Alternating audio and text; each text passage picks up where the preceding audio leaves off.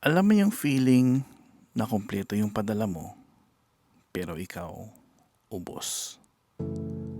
Para sa ito. Lagi mong naririnig, uy, ang dami mong naipadala ha, pero hindi nila alam, minsan buong sweldo mo or tinatawid mo lang. Sila may bagong gamit, bagong bayad, bagong comfort. Ikaw, kape, tinapay, at minsan, dasal na lang. At hindi sa reklamong ayaw mong tumulong, hindi sa ayaw mong magbigay, pero parang ang bigat minsan. Pag hindi sapat yung naipadala mo, ikaw pa yung masama. Ikaw pa yung nagbago.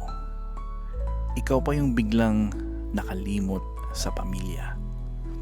Pero sa totoo, hindi nila alam na bago mo pinindot yung send money, binawas mo muna yung pagkain mo, yung gamot mo, yung isang bagay na matagal mo nang gusto para sa sarili mo.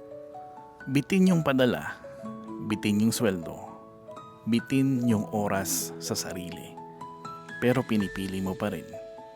Kasi ikaw yung inaasahan, ikaw yung sinasandalan. At kahit ubos ka na, pipilitin mong maging buo para sa kanila. Pero sana may magtanong din minsan, kamusta ka dyan?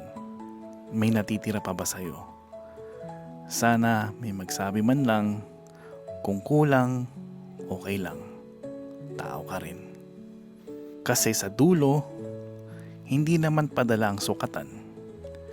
Puso ang puhunan ng OFW. At kahit bitin, hindi tumitigil magmahal.